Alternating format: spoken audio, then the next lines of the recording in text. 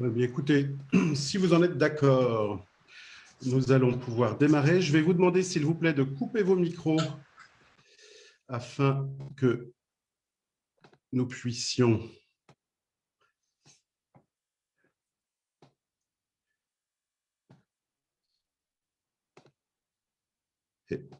Édouard, est-ce que c'est bon pour vous? Merci.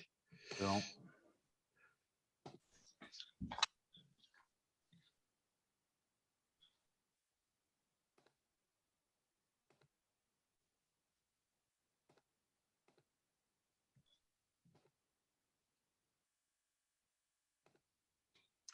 Bon.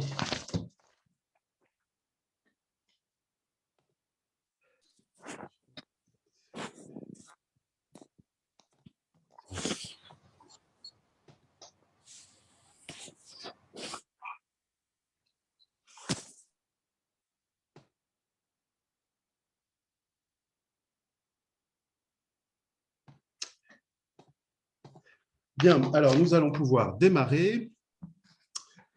Je ne sais pas pourquoi c'est Monsieur Martin que nous voyons comme intervenant. Cher François, bonsoir. Mais bon, on va se remettre comme ça va être plus simple. Mesdames et messieurs, chers amis, nous allons donc pouvoir commencer. Bonsoir à tous et merci de vous être joints à nous ce soir pour cette nouvelle rencontre, la 177e de l'Institut Thomas More. Je me permets, je le redis, avant de commencer, une petite recommandation. Merci de bien veiller à couper vos micros afin qu'il n'y ait pas d'interférence ni de bruit parasite pendant que nous échangerons, pendant que nous écouterons nos orateurs et que nous échangerons ensuite. Nous commençons à être assez nombreux. Merci à chacun d'être attentif. Je salue ceux d'entre vous qui sont sur Zoom, ceux qui nous suivent sur Facebook Live. Vous nous suivez depuis la France, depuis la Belgique, bien sûr, mais aussi depuis la Suisse, le Moyen-Orient, la Russie, le Québec et même, je dois le dire, le Canada, mais ne le répétez pas, s'il vous plaît, au cher Mathieu Boccoté. Je salue naturellement Édouard Tétrault et Mathieu Boccoté, donc, que je remercie d'avoir accepté notre invitation à cette rencontre de ce soir. Alors, cette rencontre... Excusez-moi une seconde. Cette rencontre, nous avons souhaité la consacrer à l'une des principales questions politiques de notre époque, la crise démocratique, question présente dans le débat public depuis une quinzaine d'années peut-être, mais ravivée par la crise sanitaire mondiale et plusieurs de ses conséquences sur nos vies et sur nos libertés, nous en parlerons, ravivée aussi par certains faits récents, je pense notamment, par exemple, à l'envahissement du Capitole des États-Unis le 6 janvier dernier, mais je ne pense pas qu'à cela, d'autres événements récents peuvent y faire penser et nous en parlerons. Alors, comme à beaucoup d'entre vous sans doute, cette crise démocratique me paraît massive, profonde et pour tout dire, désormais extrêmement difficile à résoudre rationnellement et pacifiquement. Alors massive, car je ne vois pas beaucoup de pays occidentaux qui en soient épargnés. Profonde, car elle met en jeu cette crise et conjugue les effets de nombreux aspects complexes, des aspects politiques, bien sûr, des aspects économiques et sociaux, identitaires et culturels, mais aussi juridiques et même technologiques. Nous en parlerons. Difficile à résoudre rationnellement et pacifiquement, enfin, c'est sans doute le plus grave, car même si certains s'efforcent de porter des propositions sages et argumentées, comme le fait Édouard Tétrault, nous le verrons, il est à craindre que certaines conditions d'existence de la démocratie ne soient plus réunies ou à tout le moins qu'elles se soient considérablement fragilisées. Je pense à trois au moins. D'abord, l'acceptation de l'idée contraire à la sienne, si je puis dire, qui renvoie à la question de l'altérité et aussi à celle de la vérité, et qui permettent à la démocratie d'être ce régime qui pacifie les différends et non pas qui les fait disparaître, comme le font l'empire du politiquement correct, pointé du doigt par Mathieu Boccoté dans son livre dont nous allons parler, mais comme le font aussi les pensées intolérantes, je pense au racialisme, à l'écologie radicale ou au féminisme radical, trois pensées, si je puis dire, qui sont en train d'accéder au statut de courant politique légitime. Deuxième aspect, je pense aussi à l'esprit de liberté, dont il est à redouter que nos peuples soient de plus en plus lassés, en quelque sorte, quand on voit le goût pour les solutions autoritaires monter dans les sondages, notamment chez les plus jeunes, ou quand on voit la manière dont les réseaux sociaux s'arrogent le droit de dicter ce qui peut être dit et ce qui ne peut pas être dit, ou encore l'explosion des outils de traçage numérique contrôlés par les gouvernements. Et je ne pense pas qu'à la Chine. Je rappelle que l'application Tous Anti-Covid a été officiellement téléchargée par plus de 10 millions de personnes en France. Troisième condition d'existence de la démocratie qui est aujourd'hui en péril, me semble-t-il, ce qu'on pourrait appeler la cohésion des peuples, le sentiment d'appartenir à une communauté. Les sociétés occidentales sont de plus fragmentées, travaillées qu'elles sont par l'individualisme et le matérialisme, mais aussi par la pauvreté, l'affaissement en cours de la classe moyenne, la distance entre les riches et les plus modestes, les élites, les anywhere, dont dans le vocabulaire de David Goodhart, et le bas de l'échelle, les somewhere, travaillées enfin par des revendications, je l'ai dit, identitaires et religieuses, de plus en plus souvent violentes, et qui réclament, si je puis dire, au mieux la séparation, au pire la domination. Tout cela mène à se demander si ces sociétés en miettes, ces sociétés ouvertes, au sens peut-être de George Soros plutôt qu'à celui de Karl Popper, si ces sociétés ouvertes sont encore gouvernables. Alors, c'est un panorama bien sombre, peut-être que je viens de brosser là rapidement. Peut-être est-il caricatural, peut-être nos orateurs et vous-même, lors de nos échanges, me démentiront-ils ou apporteront-ils des nuances et des raisons d'espérer. Mais à tout le moins, partons du constat que le malaise dans la démocratie est réel et que ces symptômes se multiplient. Dès lors, la démocratie a-t-elle encore un avenir dans nos pays? Est-elle encore possible dans nos sociétés fragmentées telles que je les ai décrites? Est-il encore temps de la refonder? Et si oui, sur quels piliers suffisamment solides et pérennes? Ce sont ces questions et quelques autres que je vais poser à nos deux orateurs que je vous présente rapidement. Alors tout d'abord, Mathieu Boccoté, que je remercie d'avoir accepté notre invitation. Vous êtes, cher Mathieu, sociologue, chroniqueur au Journal de Montréal et au Figaro. Vous êtes un ami fidèle de l'Institut Thomas More, puisque j'ai compté, c'est la 5e fois que vous nous faites le plaisir de répondre à notre invitation et que par ailleurs, vous nous faites l'honneur d'être membre de notre conseil d'orientation. Mais vous êtes surtout l'auteur, parmi d'autres, d'un très grand livre, je pèse mes mots, qui s'appelle « Le multiculturalisme comme religion politique », paru au CERF, aux éditions du CERF en 2016, d'un excellent livre qui s'appelle « Le nouveau régime, essai sur les enjeux démocratiques actuels », paru chez Boréal à Montréal en 2017, et d'un passionnant livre que je montre ici, le dernier paru, voilà, qui s'intitule « L'empire du politiquement correct », paru donc au CERF en 2019.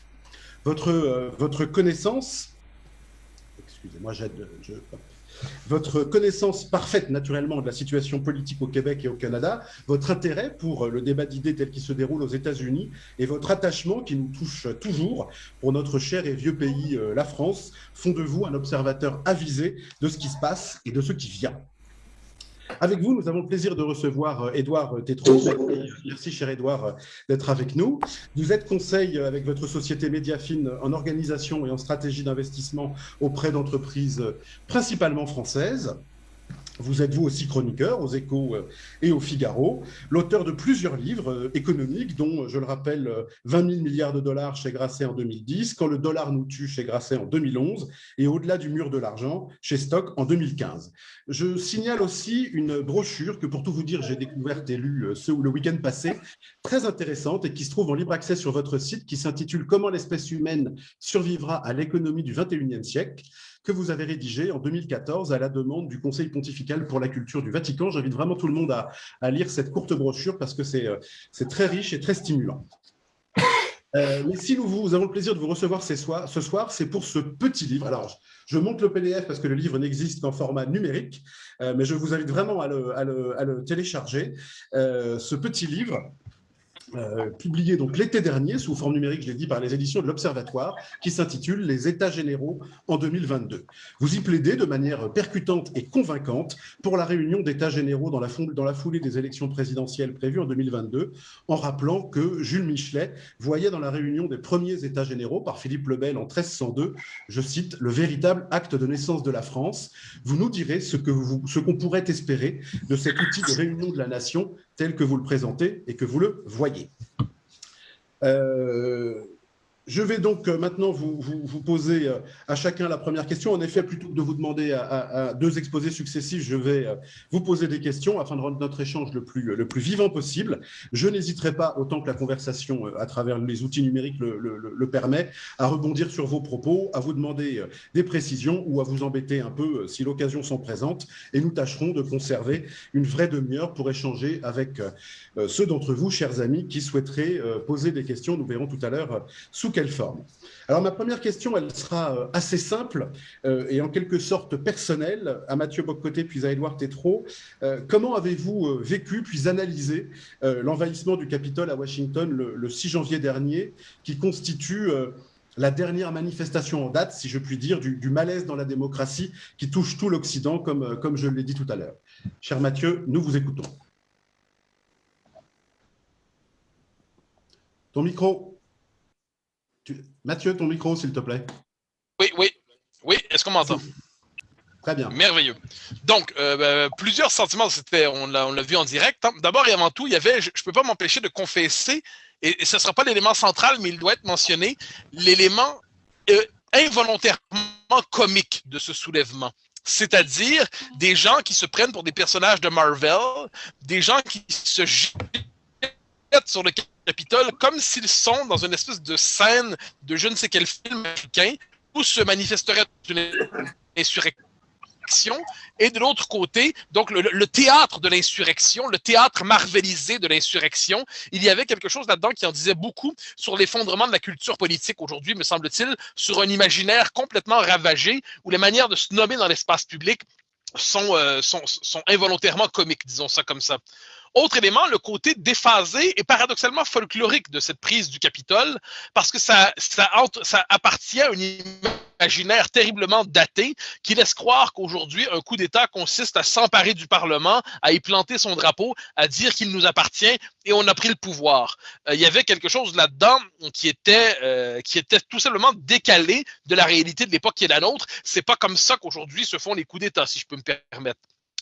Autre élément, c'est symptomatique par ailleurs de la fanatisation d'une partie, au-delà du malaise populaire, d'une fanatisation d'une partie de la droite américaine, mais qui est un phénomène très américain, ce qu'on appelle là-bas la radical right, ou la droite paranoïaque, pour reprendre la formule de Hofstadter, c'est-à-dire cette frange qui vit en dissidence mentale par rapport à son propre pays et qui était habitée depuis un temps par le fantasme de l'insurrection.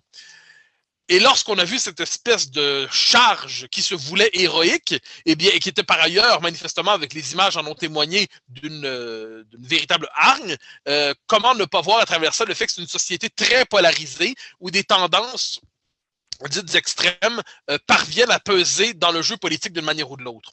Ce qui m'a fasciné par ailleurs, c'est que ce n'était pas un événement isolé. Depuis 6 mois aux États-Unis, il y avait des manifestations violentes. Depuis 6 mois aux États-Unis, il y avait un appel à la violence qui était porté par des personnalités politiques démocrates.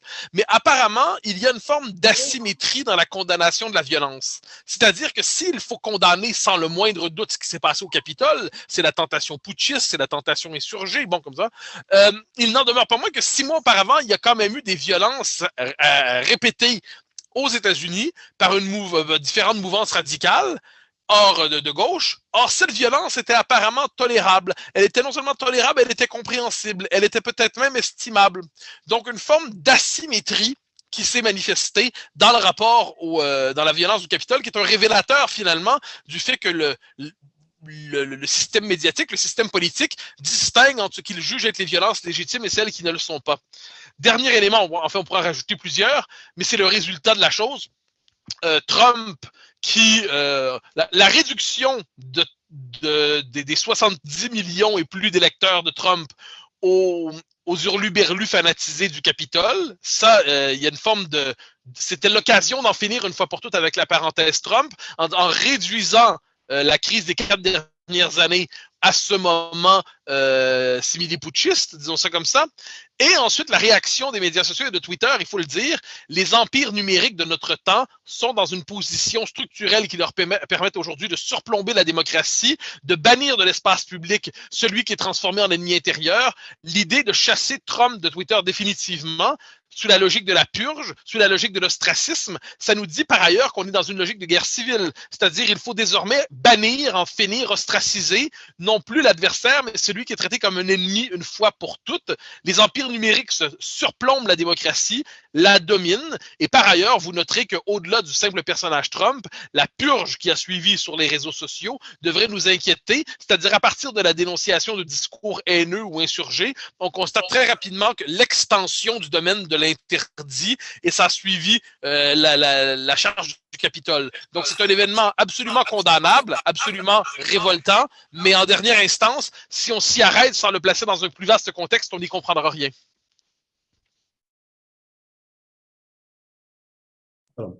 Excusez-moi, cher Edouard. Merci. Je vais enlever mes lunettes, je crois qu'il y a un reflet.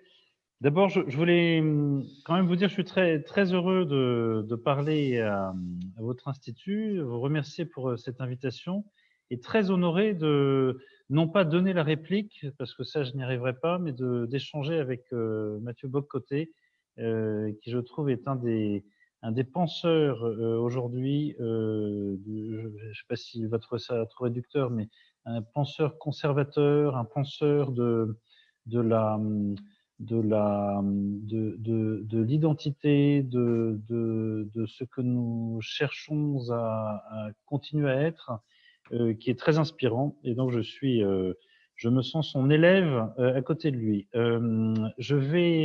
Je voudrais compléter ce qu'il a dit par une référence européenne. Quand j'ai vu ce cirque, parce que au fond, c'était un cirque. On voyait des hurluberlus déguisés, effectivement, comme je vous ai dit, le théâtre marvelisé de l'action publique. Et là, je me suis dit, qu'est-ce que c'est que ces guignols? Un petit réflexion narquoise sur le thème, mais enfin, on est quand même très loin de technique du coup d'État de Curzo Malaparte. Et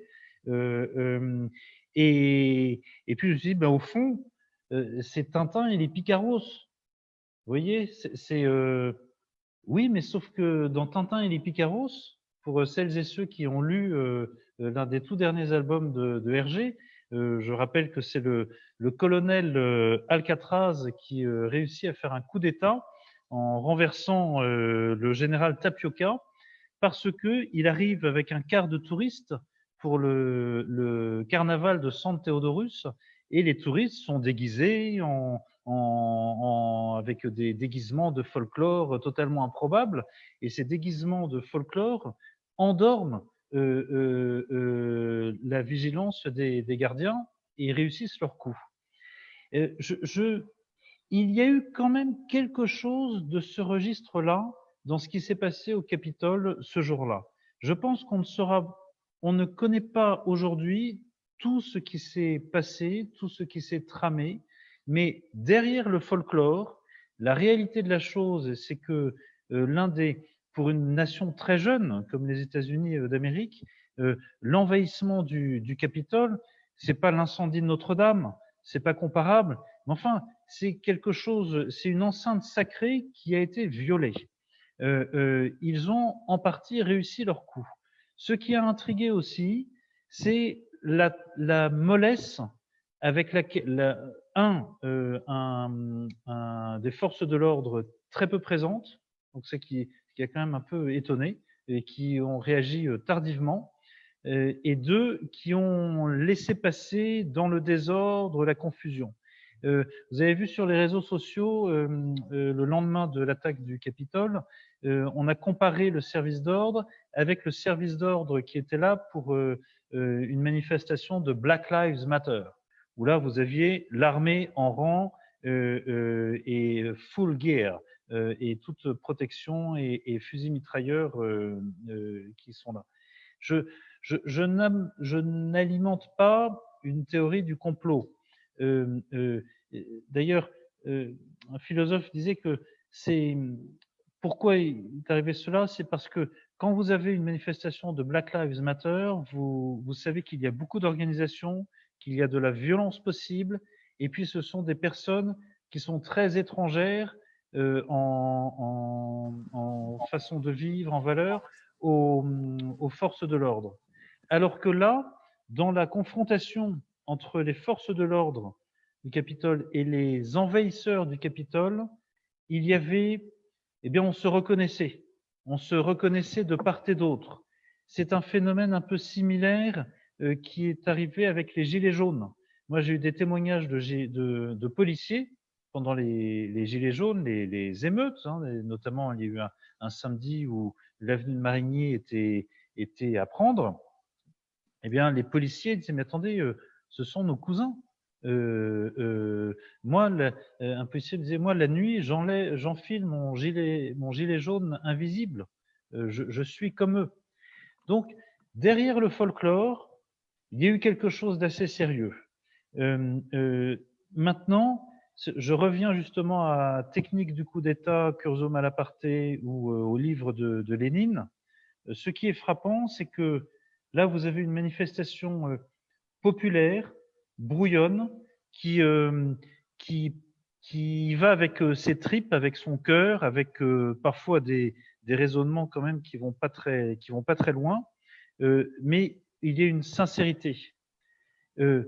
Est autrement plus dangereuse l'insurrection, la préparation de l'insurrection du côté justement de l'extrême gauche, des extrêmes gauches, et ça on en parlera peut-être tout à l'heure. Oui, oui, absolument. On va y revenir. Merci, merci à vous. Je passe à ma deuxième question. Mathieu Bock-Côté a expliqué que l'un des points profonds, si je puis dire, de cet événement, c'est le signe d'une société extrêmement polarisée. Ça me permet justement d'arriver à un sujet qui me paraît important, c'est que l'une des conditions de la vie démocratique, c'est l'acceptation de l'opinion contraire.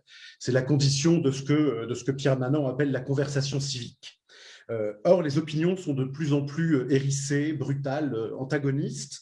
Alors bien sûr, il y a toujours eu d'ailleurs en politique, il y a toujours eu des oppositions, des confrontations, il y a eu les totalitarismes naturellement, il y a eu le pas de liberté pour les ennemis de la liberté révolutionnaire, il y a eu le mieux vaut avoir tort avec Sartre que raison avec Aron 68 arts, mais il y a eu aussi des moments apaisés où la démocratie a fonctionné dans nos pays.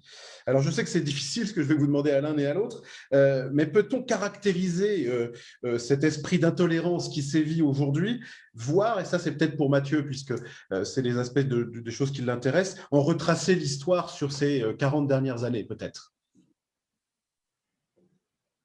Vas-y Mathieu, vas-y.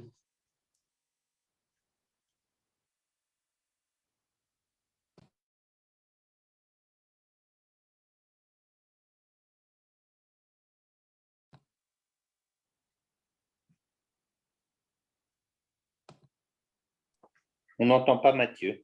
Mathieu, on ne t'entend pas. Allô? Non, on ne t'entend pas.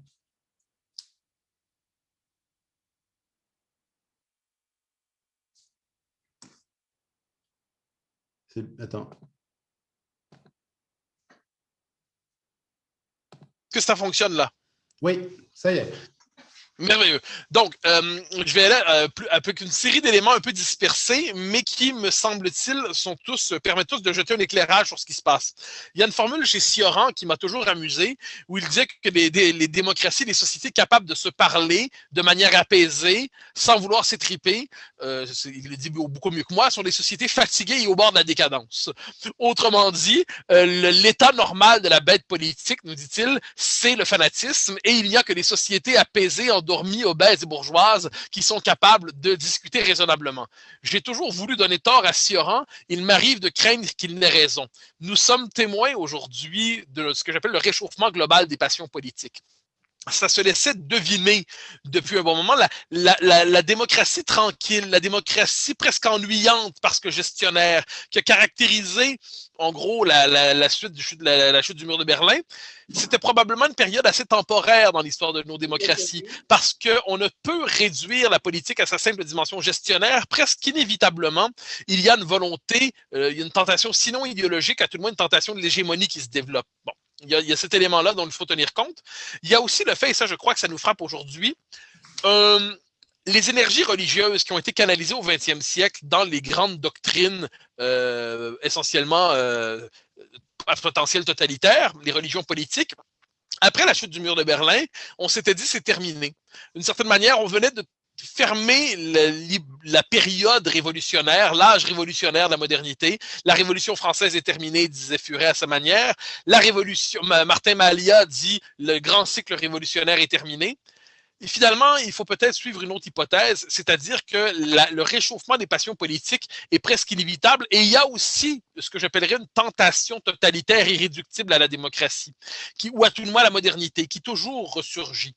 Et ce que l'on voit, me semble-t-il, aujourd'hui, c'est que les énergies religieuses, politico-religieuses qui étaient disponibles se recanalisent aujourd'hui dans toutes les nouvelles doctrines que Jean-Thomas a évoquées au tout début, c'est-à-dire ce qu'on appelle de plus en plus la gauche woke. La gauche woke, qui est véritablement en situation d'hégémonie idéologique dans les médias aux États-Unis, dans l'université, qui contrôle véritablement les mécanismes de la respectabilité, qui parvient à imposer les nouveaux sujets, qui parvient à imposer sa définition de la démocratie et qui est d'une intolérance particulière envers toute forme de résistance à cette nouvelle hégémonie diversitaire.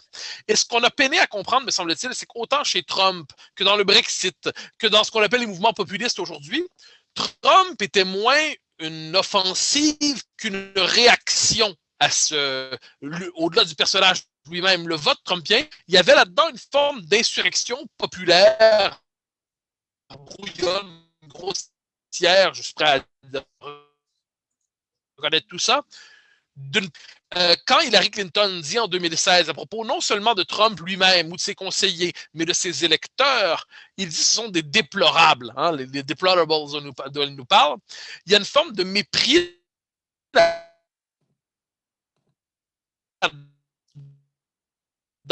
envers tous ceux qui ne participent pas à l'enthousiasme diversitaire. Mathieu, ça dysfonctionne à nouveau. Et qui sont finalement transformés en infréquentables bouseux. Et bien, tout le temps, il y a une insurrection, deux tendances qui ont tendance à se radicaliser. D'un côté, le régime diversitaire qui... Mathieu, on t'a perdu. Est-ce que tu nous entends?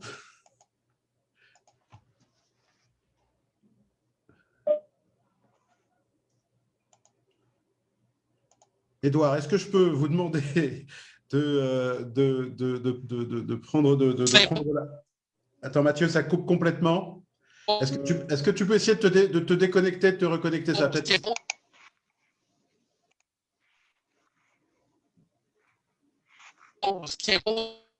Alors, son rythme, qui pas l'air de... Édouard, est-ce que je peux vous demander, excusez-moi, votre vision à vous de cette forme d'intolérance, de cet esprit de l'intolérance qu'on voit aujourd'hui remplir l'espace public et polluer le débat public. Et pendant ce temps-là, on va essayer de récupérer Mathieu. Oui, je vais essayer de ne pas marcher de ne pas profiter de son micro coupé pour marcher sur ses plates-bandes. Donc, je lui laisserai continuer de développer. Je trouve qu'il avait une analyse historique très intéressante et notamment le fait que Trump était moins une offensive qu'une réaction, ce en quoi je partage ça à 100%, et imaginer ce que sera la réaction à certaines des politiques de Biden aujourd'hui. Monsieur Biden, j'ai eu la chance de vivre quelques années à New York, justement au début des années Obama. J'en ai tiré un livre. Il y avait un vrai. On n'était pas dans la gauche woke à ce moment-là. Il y avait un vrai espoir, une société ouverte. Et puis c'est petit à petit qu'est rentré l'agenda entre guillemets l'agenda woke. Je donne juste un exemple pour avoir une idée de la réaction qu'il y aura post-Biden, parce que malheureusement, elle va exister. Joe Biden a lancé une série de executive orders le jour de son investiture, enfin le jour de sa prise de fonction. Et le premier ou le deuxième executive order, je vous recommande d'aller y faire un tour, c'est On Gender Equality and Rights. Et la première phrase, c'est un blabla institutionnel. Et la deuxième phrase, donc la deuxième phrase du premier executive order du nouveau chef du monde libre, c'est de dire il est quand même très important pour les enfants de tout sexe et de tout genre qu'ils aient un equal access to the restrooms. Voilà. La priorité des priorités du nouveau chef du monde libre, c'est l'accès aux chiottes, pour les enfants transgenres dans les collèges, lycées, universités. Vous imaginez la réaction qui va surgir de ce moment-là. Peut-être on va redonner la parole à Mathieu tout à l'heure. Je vais juste faire un point un petit peu numérique sur la façon dont le digital a exacerbé justement la nature de la confrontation politique et médiatique. Et on va même à la source du numérique. Le numérique, c'est une série de 0 et de 1. C'est-à-dire, c'est le système dans sa racine le plus binaire qui soit. Vous êtes 0 ou vous êtes 1. Vous êtes pour ou vous êtes contre. Vous likez, vous détestez. Vous êtes de ce clan-là et donc c'est à l'exclusion de tous les autres. Alors, mon statut marié me l'interdit, mais vous allez sur les sites de rencontres, si vous allez sur un site de rencontres, les sites fameux, c'est swipe right, swipe left. Or, quand vous regardez le temps qui est passé par les citoyens adultes, mais aussi les enfants, les adolescents sur les écrans, et à la fin, cet outil ne peut que renforcer le caractère binaire de notre rapport au monde, de notre rapport aux autres, de notre rapport aux idées et de nos réflexions. Il y a, je pense que c'est Mathieu va développer sa perspective historique qui est extrêmement puissante et juste. Je crois que est venu se rajouter cette exacerbation par le numérique et on y reviendra tout à l'heure. Merci Mathieu. Est-ce que tu es de retour? Oui, je suis de retour. Est-ce que ça fonctionne? Alors, le son, oui, reste comme ça, peut-être sans vidéo, tant pis, nous n'aurons pas la joie de te voir. Mais le son a l'air bon, alors vas-y. Oui, alors, je reprends, et là, je crois que ça a fonctionné. Bon. Je disais, je ne sais pas exactement où c'était rendu avant que ça coupe, mais j'évoquais le fait que je pense que nous sommes un témoin du réchauffement des passions, réchauffement global des passions politiques, que c'est probablement inévitable, que l'espèce de vide métaphysique propre à la démocratie libérale, qui nous amène toujours à ramener la démocratie à sa dimension strictement gestionnaire, peut-être était-ce une époque probablement bénie, mais néanmoins temporaire et très limitée dans l'histoire de la modernité.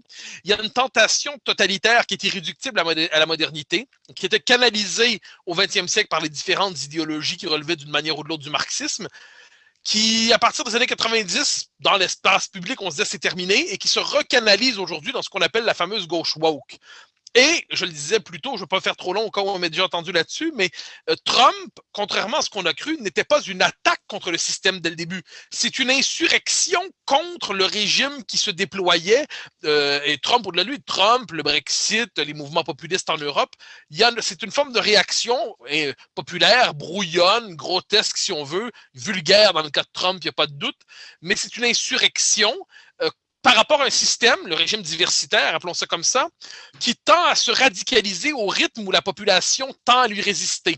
Moins la population est d'accord, plus il se radicalise sur le mode de la rééducation. Donc, inévitablement, si vous avez un régime qui cherche à rééduquer la population, qui cherche à la reconstruire, qui cherche à déconstruire ses affects pour la purger de sa culture ancienne, et que de l'autre côté, il y a une forme d'insurrection qui apparaît, l'insurrection est rarement amidonnée. L'insurrection a rarement l'allure le son d'une musique, elle est rarement accompagnée d'une musique d'ascenseur.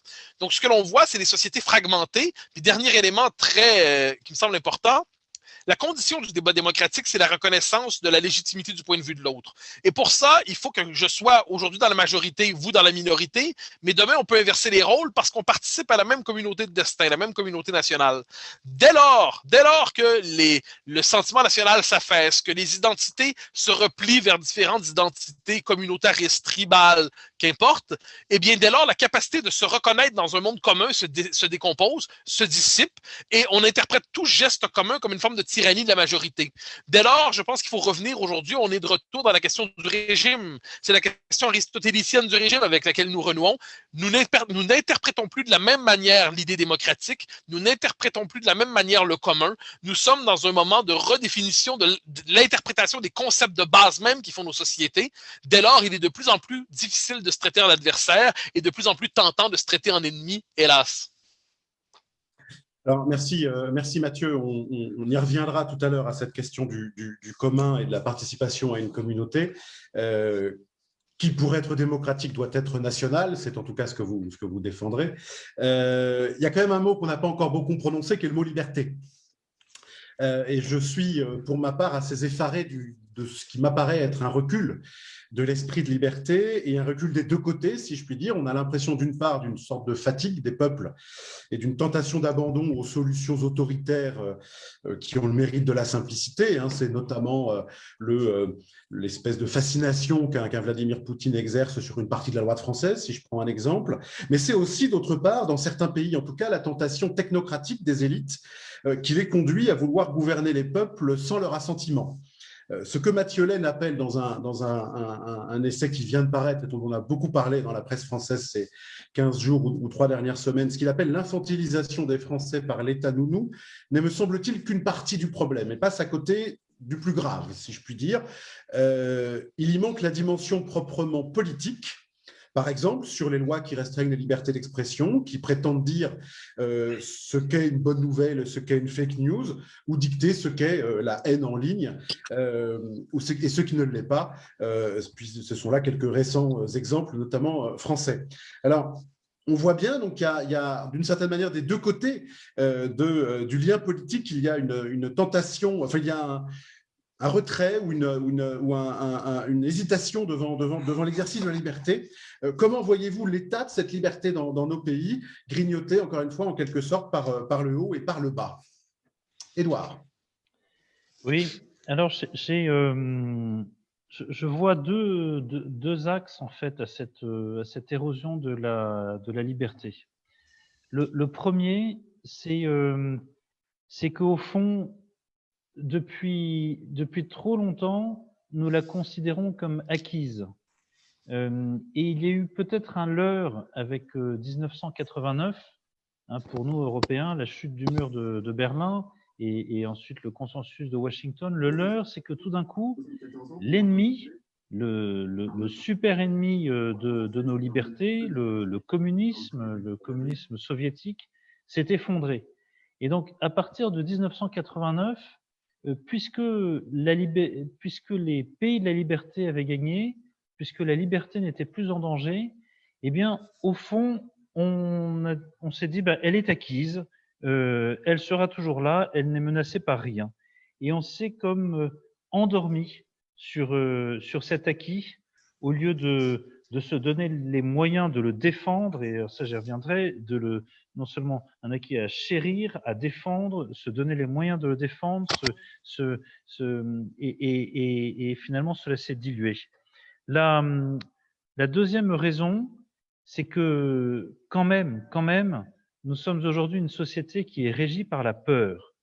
Et là, la peur, on peut dire d'où elle vient. J'ai fait un petit diagramme un petit diagramme imaginaire que je ferai avec une abscisse et une ordonnée.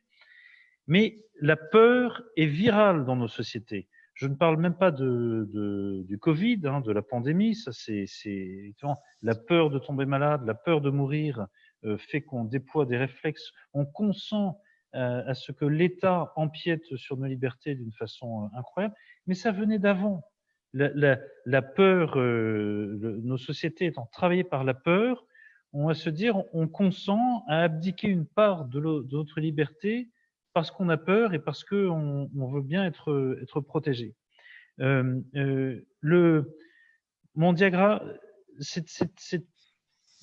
diagramme, il est très simple, c'est que en fait, il est temps de se réveiller parce que en 30 ans, moi je note ça depuis 1989, en 30 ans, on a laissé émerger des forces et une puissance qui viennent écrabouiller notre idée de liberté à chaque pas. Si vous faites un abscisse ordonnée, au nord, on va mettre l'écologie. C'est formidable, l'écologie. Tout le monde veut une planète plus verte, plus propre, moi le premier, mes filles aussi, mais au nom de ce communisme vert, parce qu'il faut bien l'appeler ainsi, au nom de ce communisme vert, qu'est-ce qu'on fait?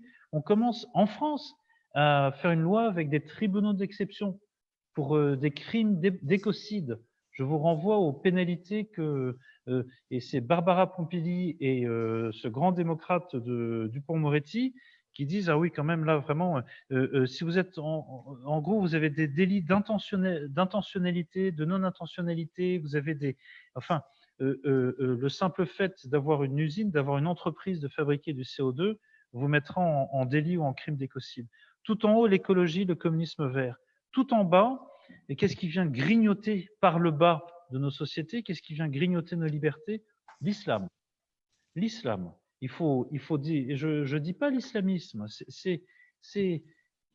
savez, c'est les gens qui ont combattu à Raqqa, j'en voyais un hier, un officier, bref, il disait, c'est pas tellement de l'islamisme radical dont il faut se préoccuper, parce que là, il y a des services pour cela, mais l'islam dans sa banalité, dans la banalité de la soumission des femmes, de la soumission à un calendrier, de la soumission à un ordre.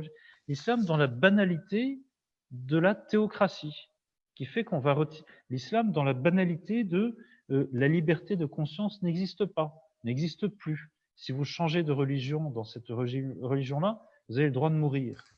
Ça, c'est en bas. Et à gauche et à droite, à gauche, vous avez l'extrême gauche. Mathieu et les intellectuels l'appellent effectivement la gauche woke, mais c'est la gauche extrême woke. Elle est là, elle n'est pas là pour améliorer le sort des plus démunis, ce qui était la tâche de la gauche traditionnelle. Elle est là pour imposer un ordre nouveau. Et ça, c'est à l'extrême gauche. Et à l'extrême orient, et c'est vrai qu'on a l'impression que c'est loin, c'est la Chine. Nous vivons déjà, mais nous allons vivre statistiquement dans les 5-10 prochaines années, parce que ça va plus vite que ce qui est prévu, nous allons vivre le dépassement des États-Unis par la Chine, en termes de PIB. Déjà en termes de puissance militaire, les Américains reconnaissent que dans le Pacifique, s'ils devaient faire une guerre flotte contre la Chine, ils perdent. Or, la Chine, aujourd'hui, 65%, pardon de faire l'économie, c'est 65% de la distribution d'électricité en Europe passe par des connecteurs Huawei. Et quand vous avez une puissance aussi montante, aussi dominante et qui s'est construite, et là elle en fait la démonstration éclatante, c'est plus société ouverte contre société fermée, le défi de la Chine, c'est société inefficiente, l'Occident qui n'arrive même pas à gérer le Covid, contre société efficiente. Et voilà, donc on a un peu de travail devant nous. Pardon, c'était un peu long.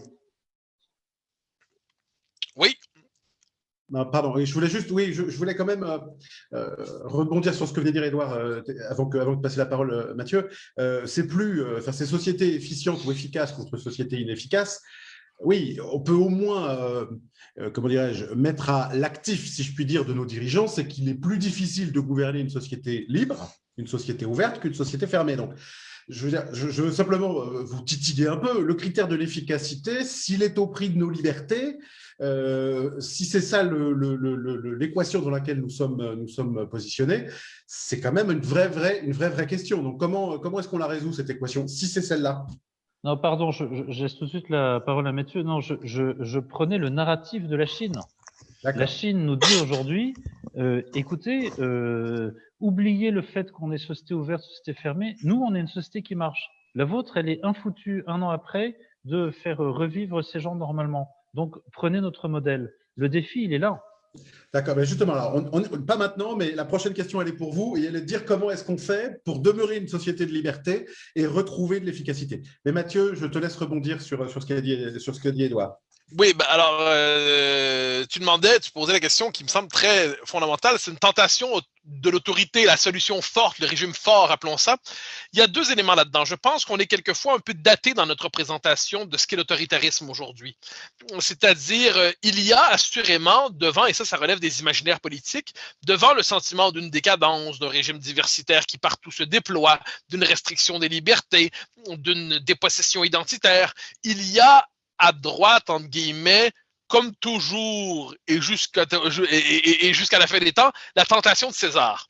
C'est-à-dire, et là, on va chercher César quelque part. Donc là, certains le cherchent à Moscou, d'autres le cherchent à Washington, d'autres le cherchent dans le passé, d'autres guettent aujourd'hui qui serait le prochain César. C'est cette idée que l'homme d'exception apparaît, surgit et peut renverser le cours des choses si on lui donne les moyens justement de s'opposer à cette espèce de décomposition. C'est un fantasme politique qui repose sur une idée qui est légitime, c'est-à-dire que le pouvoir politique doit être capable d'orienter le cours de nos sociétés, mais qui relève sur une forme de fantasme, c'est le fantasme de l'homme qui est capable de tout renverser. Et de ce point de vue, on regarde ça, donc la fascination pour Poutine, la fascination pour Trump participe à ce même imaginaire, c'est la tentation de César. Mais ne nous trompons pas, aujourd'hui, l'autoritarisme, et même plus que ça, qui se déploie, ne se déploie pas en portant le visage de César. Quand on regarde, tu parlais de la question du rapport aux libertés, quand on pense, par exemple, je l'ai évoqué plutôt aux empires numériques. Les empires numériques qui, aujourd'hui, dans les faits, structurent le débat politique mondial, se permettent de fonctionner à la purge, se permettent d'expulser, de bannir, de repousser hors de l'espace public ceux qui sont désignés désormais à la vindicte, apparaissent aussi dans cet univers, parce qu'il y a une forme de lien, la présence des meutes numériques. À chaque jour, on a besoin de son lynchage. Donc, il y a le lynchage du jour, il y a une culture du lynchage qui se déploie sur les réseaux, donc qui hystérise en permanence l'opinion publique, qui hystérise en permanence le débat, comme s'il y avait une forme d'indignation permanente. Qui doit-on lyncher aujourd'hui? Et soit dit en passant, on ne peut pas se faire porter pâle. Hein. Soit c'est lyncher, soit c'est être lynché. Donc, il faut participer au lynchage pour ne pas être lynché soi-même. C'est la dynamique de l'engrenage révolutionnaire, disons ça comme ça. Sur la question, et là, de ce point de vue, ça nous ramène à une question qui me semble fondamentale aujourd'hui, c'est la question du fameux discours haineux. Je le confesse, en tant que Nord-Américain, tu le disais, si j'aime la France passionnément, j'aime la France à la manière de ce qu'elle est, c'est-à-dire une mère patrie. Mais s'il y a une chose que je ne comprends pas, ou à tout le moins je la comprends, mais je m'en désole en France, c'est ce que j'appelle les lois néo-soviétiques en matière de régulation de la liberté d'expression. Moi, peu importe ce qu'on dit, il n'est pas normal qu'on se retrouve devant les tribunaux pour une déclaration, un tweet, je ne sais quelle parole. C'est pas normal. Dire, on répond à des arguments par des arguments, ou à la rigueur, on répond pas puis on décide de s'en ficher. Mais on demande pas à je ne sais quelle meute, je ne sais quelle bande, je ne sais quelle milice, je ne sais quel groupe de dire on va le poursuivre parce qu'on n'aime pas ce qu'il a dit. Mais ça, je croyais que c'était une excentricité française. Or, ce que l'on constate aujourd'hui, c'est qu'avec toutes les lois sur les discours haineux qui se développent, quand on s'intéresse à la définition qui est donnée du discours haineux, le discours haineux, j'en donne quelques éléments, je travaille là-dessus pour un prochain livre. Vous le remarquez, il est toujours unidirectionnel. La haine est toujours celle du majoritaire par rapport au minoritaire. La haine du minoritaire, c'est toujours une réaction de défense par rapport au majoritaire. Donc, quelqu'un qui insulte une figure d'une minorité dira c'est un discours haineux. Le minoritaire qui dit, par exemple, cancel white people, qui dira, moi, les hommes, je les déteste. Moi, qui dira, il faut savoir si c'est l'homme ou l'humanité qui vont périr en premier. C'est pas des discours haineux, ça. Non, ça, c'est pas des discours haineux, c'est des réactions de défense du minoritaire insurgé contre le mauvais sort structurel qui pèserait sur lui. Bon. Donc, il y a cette espèce de climat de surveillance idéologique. La notion de discours haineux, je regarde comment elle est utilisée en ce moment par les réseaux sociaux. Les pouvoirs publics, on le voit au Canada, cherchent à s'emparer de cette notion-là. En fait, ils s'en emparaient déjà, mais là, cherchent à l'étendre. Dans les faits, quand je regarde la définition qu'a le centre-gauche aujourd'hui de ce qu'est un discours haineux et que je constate que pour eux, l'extrême droite commence à droite du centre-gauche, j'ai tendance à m'inquiéter de cette espèce de tentation de régulation des réseaux sociaux. Les réseaux sociaux doivent être régulés par la décence, la civilité, la politesse, mais quand on cherche à restreindre sans cesse le périmètre du débat public, je suis terrifié. Je me permets de donner un exemple écossais, si tu me permets, parce que c'est fascinant ce qui s'est passé en Écosse, mais tout le monde s'en fichait. Hein, c'est le drame des petites nations. Humza Yousaf, le ministre écossais de la Justice, a proposé un projet de loi. Il faut voir où ce qui s'est rendu dans le détail, mais c'était il y a quelques semaines encore. Et dans son projet de loi, c'était interdire les propos haineux dans la conversation privée, à la maison. Donc, c'était la demeure n'était plus sanctuarisée. Il était désormais possible de dénoncer. C'est la morale du délateur. Hein. L'expression supérieure de la morale civique aujourd'hui, c'est la morale du délateur. Eh bien, on invitait les gens dans les maisons. Moussa Youssaf disait, dans les maisons, si vous entendez des propos haineux, s'ils sont interdits au pub, pourquoi ils doivent être permis à la maison? Sachant désormais, le type d'éducation qui est proposé à l'école et qu'on apprend aux enfants sur le mode de la logique diversitaire, avoir partout de la haine, partout des propos scandaleux du racisme, eh bien, vivement la dénonciation des parents par leurs enfants tôt ou tard, c'est dans cette logique. Quand on voit, par exemple, imaginons les règlements de compte possibles, à la maison, j'ai pas aimé ce que l'invité a dit, on peut le dénoncer. J'ai été le témoin à la maison d'une conversation qui a dérapé. Après un verre, après 3 verres, ça passe. Alors, il y a cette espèce de l'espace privé, le domaine privé, le domaine de la liberté privée tend à se restreindre au nom d'une forme du principe du panoptique, la transparence absolue de l'ordre social à lui-même. Donc, cette espèce de logique liberticide qui se déploie au nom de la lutte contre la haine est en train de tuer la possibilité même, premièrement, de mauvaises pensées discrètes pour soi-même. Ça nous impose cette espèce de transparence absolue et c'est un contrôle de l'opinion en permanence. Dernier tout petit point par rapport à ça qui me semble important.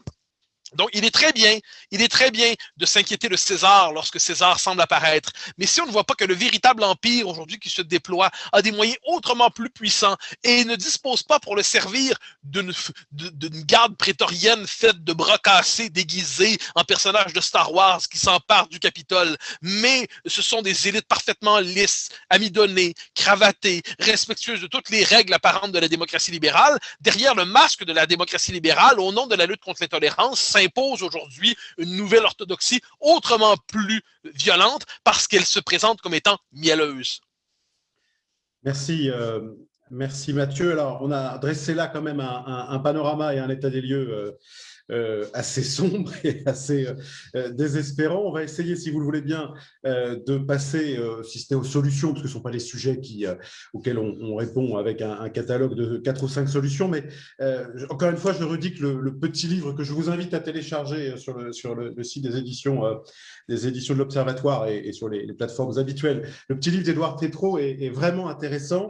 Son grand mérite, le grand mérite de votre petit livre, Édouard, est de faire une proposition en fait très opérationnelle, alors qu'il y a une profondeur historique et une signification culturelle que vous allez nous rappeler, mais elle a le mérite de faire une proposition sur la table d'action concrète, si je puis dire, pour la France. Alors, pourriez-vous nous dire comment l'idée de convoquer les États généraux en 2022 vous est venue, tout simplement, et puis après, les fruits que nous pourrions en espérer, et enfin peut-être les modalités d'action concrète, alors quelques aspects peut-être seulement, mais c'est intéressant aussi de voir que vous avez pensé aussi sa réalisation concrète.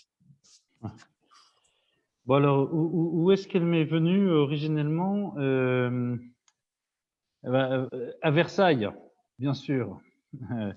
Non, à Versailles, je vais vous raconter une petite anecdote, parce que c'est de là, au fond, qu'est venu mon projet. Tous les ans, je participais à un colloque très chic, un colloque franco-britannique qui réunissait les 40 grands chefs d'entreprise, ministres, influenceurs, intellectuels français et leurs homologues britanniques. Et alors cette année-là, on était en 2017, c'était mon moment de gloire, puisqu'on m'avait confié le fait d'être rapporteur sur un groupe de travail. Et vous allez voir, le titre du groupe de travail déjà disait beaucoup de choses. Le groupe de travail, le titre, c'était « Comment vaincre le populisme ». C'est-à-dire non pas comment faire en sorte que le peuple s'en sorte, non, comment vaincre le populisme. Alors, je suis pas tenu de donner les noms, mais donc il y avait de grandes personnalités autour de la table, des patrons de la NHS anglaise, et les expertises étaient excellentes, et c'était à la fois, c'était plus que c'était de la super technocratie, vous voyez, et puis des hommes politiques tout à fait dans le mainstream. Et donc je fais le rapport fidèlement, et le rapporteur ne doit pas se donner son opinion personnelle. Et simplement, je dis à la fin, devant tout le monde, le rapporteur ne peut pas s'empêcher d'être étonné qu'un seul mot n'ait jamais été prononcé, celui de peuple. Et que c'est formidable que l'on veuille tous ici servir davantage les intérêts du peuple, etc. Mais enfin, il faudrait quand même commencer par le nommer, l'identifier, etc. Et là, se lève un de mes adversaires à Paris, qui est bien connu, qui s'appelle Alain Minc, et qui me dit, mais voyons, nous venons d'entendre une belle hiverne ici, nous savons bien ici que le peuple, ça n'existe pas.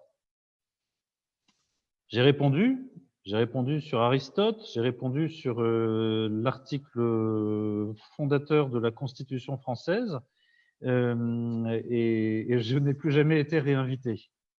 Et de la même façon, dans ce groupe d'élite, n'a plus jamais été réinvité à l'époque un Brexiteur. On avait invité pour faire chic quelqu'un qui était un partisan du Brexit. Mais vraiment, c'était intolérable, donc on l'a sorti. Et en fait, c'est de là qu'est né, j'avance en politique par ailleurs, je peux discuter, essayer de faire des recommandations aux uns aux autres, notamment à l'exécutif actuel, mais je dis, mais c'est incroyable, dans cette démocratie élaborée, nous avons réussi par, au nom de l'efficience, par un système de place, par des effets de cours aussi. Mathieu disait, il y a certains éléments qui sont des gardiens de la respectabilité. Voilà. Eh bien, en fait, on découvre que dans nos démocraties, celles et ceux qui se lèvent pour légitimement défendre les intérêts du peuple et sa liberté, eh bien, sont mis de côté. Et donc m'est venue l'idée suivante. Alors, je suis pas un grand fan des États généraux. Quand on dit États généraux en France, on entend 1789. Mais c'est le seul moment où ça a foiré. Et ça a foiré pour des raisons très précises, très concrètes, et notamment une raison très humaine, c'est que les États généraux sont convoqués le 5 mai 1789 à Versailles, et quelques jours après, le dauphin, le fils du roi, qui devait être roi, meurt. Et Louis XVI, qui avait la main sur les États généraux, s'effondre dans ce que l'on peut appeler une formidable dépression. Il perd la main. Le jour du sermon du jeu de paume, il est avec Marie-Antoinette à Marly à pleurer toutes les larmes de leur corps pour faire le deuil du dauphin. Et s'en est suivi l'Assemblée constituante et tout le reste que vous connaissez, c'est-à-dire l'ultra-gauche qui prend le pouvoir sur les modérés, qui les intimide, et on se retrouve avec la terreur et des flots de sang ininterrompus que seul un général corse terminera. C'est pas de ces états généraux-là dont je veux pour le pays, mais ce sont tous les autres. Est-ce que vous savez, par exemple, au XIVe et XVe siècle, il y avait des états généraux tous les 6 ans? C'est-à-dire à partir du moment où le souverain était empêché, soit parce qu'il y avait un problème de légitimité de sa couronne, de sa succession, soit parce qu'il y avait plus d'argent dans les caisses. Tiens, on fait la guerre de 100 ans, on n'a plus de sous. Problème de consentement à l'impôt, des États généraux. Et en fait, cela vient de très loin dans notre histoire. Cela vient en fait je veux pas être trop long, mais des champs de Mars, des champs de mai. Cela vient certains le datent même jusqu'au 5e siècle après Jésus-Christ. C'est-à-dire, quel que soit le pouvoir, à un moment, quand il est coincé, quand il n'arrive plus à avancer, eh bien, il doit réunir les véritables composantes de la nation pour trouver une solution. Aujourd'hui, je conteste absolument le fait que le Parlement, et notamment l'Assemblée nationale, soit représentative de la nation. L'Assemblée nationale n'est représentative de rien du tout. C'est le fruit de combinaisons d'apparatchiks. C'est le parti dominant de la majorité présidentielle qui envoie à l'Assemblée ses élus, mais il n'y a aucunement une représentativité de la nation telle qu'elle a pu exister dans les républiques précédentes. Donc moi, ma proposition, c'est le prochain président de la République, quel qu'elle soit, son premier acte, en fait, soit de convoquer des États généraux. Alors, il y aura toute une difficulté de représentativité, mais certainement pas il faut casser la mécanique qui fait qu'on a uniquement des apparatchiks pour ou des apparatchiks contre à l'Assemblée nationale. et en fait des états généraux pour venir plancher. D'abord, c'est en vue de changer notre constitution. Notre constitution est inopérante, par exemple, pour vaincre l'islamisme radical. Vous essayez de démarrer, de changer un tout petit peu la loi, vous avez le Conseil constitutionnel et le Conseil d'État qui vous tombe dessus.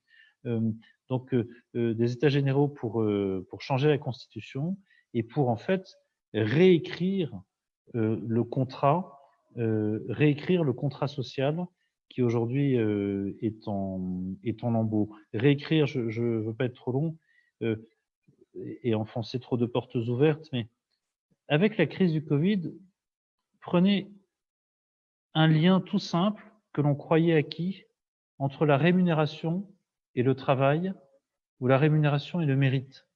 J'anticipe peut-être une question tout à l'heure, Jean-Thomas, mais aujourd'hui, l'État, en tout cas en France, l'État pourvoit à tout. Vous ne travaillez pas, votre entreprise est à l'arrêt, et c'est une chose heureuse, l'État garantit votre salaire, votre emploi. Vous êtes entrepreneur indépendant, vous dépendez du flux d'activité, là, vous n'avez pas de protection, vous mourrez. Nous sommes dans un moment où l'économie mondiale a été quasiment à l'arrêt, en tout cas très abîmée, mais par le biais de l'afflux de liquidités totalement désordonné et produit de façon non démocratique, eh bien, vous avez une explosion des valorisations d'actifs financiers dans le monde, qui fait que, et ça, je crois que c'est quelque chose qu'on va aborder tout à l'heure, on va au-devant de tensions absolument gigantesques entre celles et ceux qui ne vivent que de leur travail, et qui sont souvent les jeunes générations, et celles et ceux qui n'ont qu'à laisser grandir un portefeuille boursier ou la valeur d'un appartement pour continuer.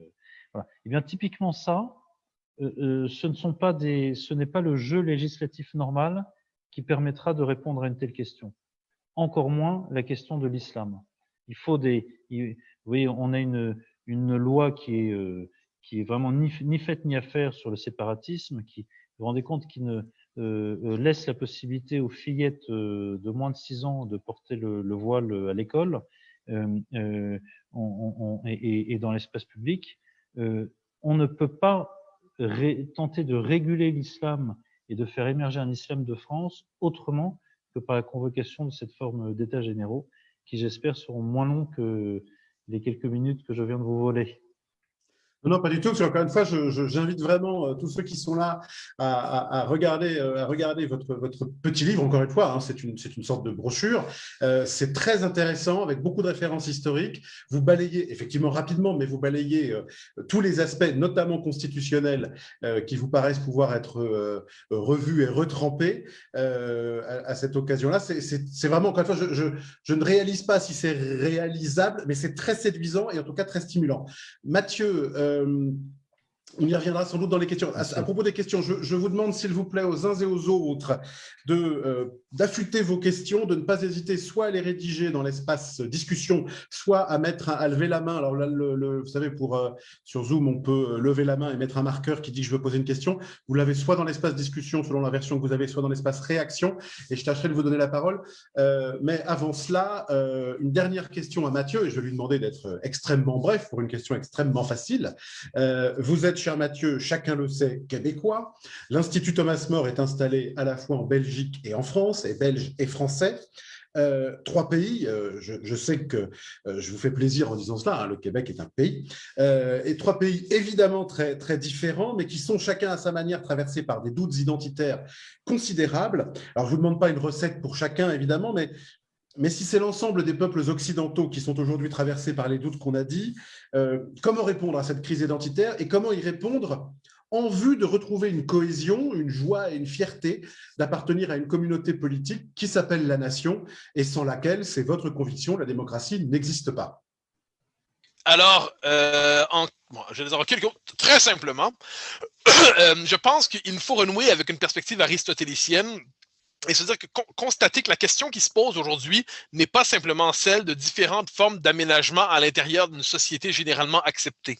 La question qui se pose, c'est celle du régime, fondamentalement. Nous renouons avec la question du régime. J'entends pas au sens de la Cinquième République ou tout ça, mais plus largement, le régime tel qu'il s'opposerait de même manière, ce que j'appelle le régime diversitaire, des deux côtés de l'Atlantique.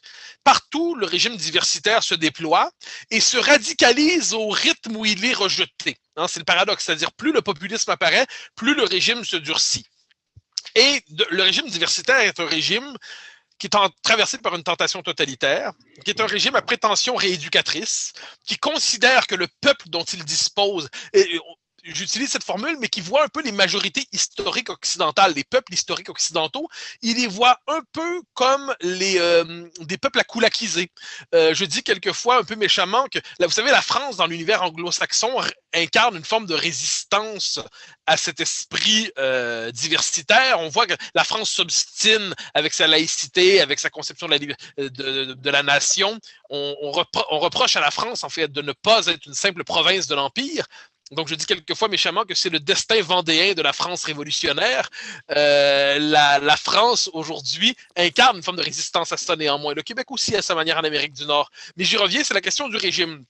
Donc, premièrement, si on fait une espèce de petit programme très, très court, il faut, me semble-t-il, restaurer, dans le sens le plus noble du terme, les conditions même de la liberté d'expression, c'est-à-dire restaurer les conditions du débat public, c'est-à-dire faire sauter, dans la mesure où il y en a, les lois liberticides, ou alors, là, lorsqu'elles cherchent à s'imposer par le chemin des médias sociaux, contenir le plus possible cette tentation liberticide. Rappeler que le débat public doit être régulé par je le disais, la civilité, la politesse, le respect minimal, une éthique de la courtoisie, et non pas par des gens qui se permettent les gardiens de la parole autorisée dans l'espace public. Donc, restaurer les conditions élémentaires du débat public, sans ça, sans quoi une partie toujours plus grande de la population va se réfugier mentalement dans une posture insurrectionnelle, une posture protestataire insurgée. Autre élément qui... on m'entend toujours, oui? Oui. Oui, OK. Autre élément qui me semble important, il faut reprendre au sérieux la souveraineté populaire. Mais la souveraineté populaire, ça ne peut pas être une souveraineté désincarnée. La souveraineté populaire en démocratie, c'est toujours la souveraineté d'un peuple historique particulier. Dès lors, un peuple est en droit, me semble-t-il, de réaffirmer sa singularité, son génie propre, ce qu'on appelle aujourd'hui son identité, et de rappeler qu'il ne saurait se définir strictement, soit à la manière d'une catégorie administrative. Il n'y a que des individus sur un territoire administratif arbitraire et nous sommes tous des immigrants. Non, il faut restaurer, je crois, l'aspiration légitime des peuples à la continuité historique, ce qui implique des décisions significatives en matière de tout ce qui est lié au multiculturalisme, à la question de l'immigration massive, les politiques d'immigration, les mouvements migratoires qui aujourd'hui frappent le monde occidental ne peuvent plus durer. Sinon, on crée les conditions sociologiques et démographiques d'une partition significative. Peut-être sont-elles déjà là, d'ailleurs, soit dit en passant. Donc, il y a cette espèce il faut restaurer les conditions sociologiques et démographiques de la délibération nationale. Sans quoi, eh bien, on va assister à une forme de logique partitionniste qui sera au désavantage de tous, j'en suis absolument convaincu. Il faut aussi, quand je parle de la question du régime, savoir tenir tête à ce qu'on appelle la gauche woke. Savoir que, et là, la grande erreur d'une partie de la droite française, c'est de traiter une forme de la droite bourgeoise, en fait, chez vous comme chez nous, c'est de voir la gauche woke comme une excentricité de faculté de littérature comparée à l'université de l'Idaho. Or, on est devant une mouvance qui est aujourd'hui dominante dans les faits. Et si on ne parvient pas à la nommer comme une mouvance totalitaire qui doit être combattue en tant que telle, avec laquelle il faut la nommer comme telle, décrypter son système mental, décrypter le système mental du racialisme, décrypter la conception de la liberté d'expression et de la haine qu'elle nous propose, décrypter le système mental à partir duquel elle cherche aujourd'hui à exercer un monopole sur la définition du vrai, du juste et du bien et un monopole du pouvoir. Critiquer le fait que cette idéologie colonise aujourd'hui non seulement l'université, mais les médias, le monde de l'entreprise, comme on le voit dans les directions de ressources humaines. Il faut être capable de voir l'ampleur de la menace qui frappe. Donc, je le redis, restaurer les conditions de la liberté publique, restaurer la souveraineté populaire, restaurer une conception substantielle du peuple et de la nation. Je prétends pas avoir une solution idéale en disant tout cela, mais dresser mentalement une forme de une cartographie du terrain sur lequel nous devons nous déployer, prenant au sérieux la question du régime pour ne pas être condamné à l'opposition structurelle à la manière d'un résidu historique appelé à toujours diminuer. Tant que nous accepterons le rôle qui nous est proposé, d'un côté, il y a les forces du progrès et de l'autre, le bois mort de l'humanité qu'on peut liquider d'une manière ou de l'autre, qu'on peut coulaquiser, c'est la fin. Et les majorités historiques occidentales ne peuvent être traitées de cette manière. Et de ce point de vue, il nous faut restaurer, c'est pas pour rien que je parle de conservatisme, avec une définition autrement plus substantielle de la démocratie et de la nation, sans laquelle on n'aura pas les principes sur lesquels nous asseoir. Dernier mot, tout petit dernier, parce que la grande erreur, je parlais de la droite bourgeoise aussi, c'est qu'elle se contente quelquefois du bon sens. Elle dit « Ah, ça n'a pas de bon sens. Ah, ça n'a aucun sens. » On nous dit, vous savez, au Québec, on a appris récemment dans une université qu'une professeure a été accusée de tenir des propos haineux parce qu'elle a dit hommes et femmes, et ça, c'est un propos qui est queerphobe et qui est transphobe. Hein, hommes et femmes. Donc, et là, le problème, c'est qu'en dernière instance, on donne raison aux censeurs et aux espèces de petits terroristes. Hein, la terreur woke exerce ses droits. Alors, le réflexe, c'est de dire, ah, c'est pas sérieux, ça va passer, jeunesse passera. Non, jeunesse passe pas. Jeunesse grandit, jeunesse vieillit, jeunesse s'empare du pouvoir, jeunesse impose ses règles, garde rouge au pouvoir. Alors, devant cela, me semble-t-il, il faut savoir quel adversaire nous affrontons. Nous ne pouvons nous contenter du sens commun, aussi nécessaire soit-il. Il faut ancrer le sens commun dans des principes fermes, dans une lecture claire, et c'est ce que j'appelle la question du régime. Ah, là, c'était vraiment mon dernier mot. Merci Mathieu. Pour information, vous avez peut-être vu une des nouvelles du jour, était que San Francisco débaptise 2/3 de ses écoles et rebaptise naturellement les 2/3, je dis bien les 2/3 de ses écoles. Notamment, avec, si je peux me permettre, on fait même sauter l'école Abraham Lincoln. Abraham Lincoln, hop! Ouais. Et en Angleterre, vous avez une école qui a débaptisé les houses de Churchill et de l'auteur de J.K. Rowling. J.K. Rowling. Sachez que c'est ma chronique de samedi dans le Figaro, cette double opération de censure et de bannissement. Voilà. Alors nous allons maintenant, il est 19h15, on va pouvoir échanger maintenant avec vous. J'ai le plaisir de donner la parole à François Bernard Huyghe pour commencer. Je rappelle juste un instant, monsieur, il va falloir que vous rallumiez votre micro. Je rappelle juste que… vous m'entendez, c'est bon ? On vous entend, oui. Ça va faire plaisir de vous voir parce que peut-être que certains s'en souviennent, on vous a reçu il y a 2 ans pour parler… Avec joie, oui, c'était très sympa. Ouais, vous aviez publié le premier livre sur le mouvement des Gilets jaunes, tout début 2019, et on vous avait reçu avec François Garçon, qui est avec nous ce soir aussi, qui est le grand spécialiste en France du modèle suisse, et on avait eu des échanges passionnants précisément sur la démocratie, la prise de parole par le peuple et ses modalités. Merci à tous les deux d'être là. D'ailleurs, si François Garçon veut parler après du modèle suisse et de ce qui se passe en Suisse, très volontiers. François Bernard Huyghe, vous avez la parole. Oui, alors j'avais même préparé une petite question écrite, mais je n'ai pas vu où il fallait appuyer pour l'envoyer. Alors je vais vous la lire. Alors, premier point, tout à fait d'accord avec ce que dit notre ami Édouard et qu'on peut résumer dans l'idée que nos sociétés sont essentiellement animées par la passion triste de la peur. Hein. On a la peur biologique de perdre sa vie nue et il faut tout faire pour la prolonger aussi, mais il y a aussi la peur montante d'offenser, de dominer, de blesser, de faire des victimes par ses paroles ou par ses attitudes. Alors, à partir de là, je me pose une question très, très bizarre. Cette pandémie, on voit bien qu'elle aura des conséquences économiques, culturelles, sociologiques invraisemblables, que ce n'est pas une petite parenthèse qu'on va vite fermer pour retourner au boulot et aux urnes.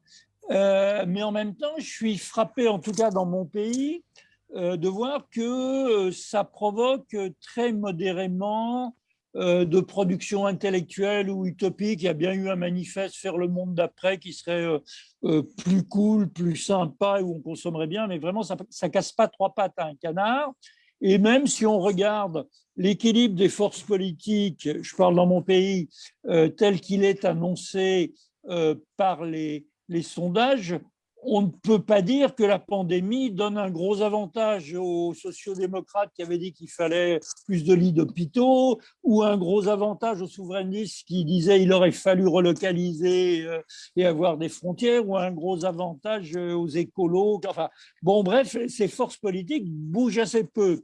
Alors là, il me semble qu'il y a deux questions qui vont polariser le conflit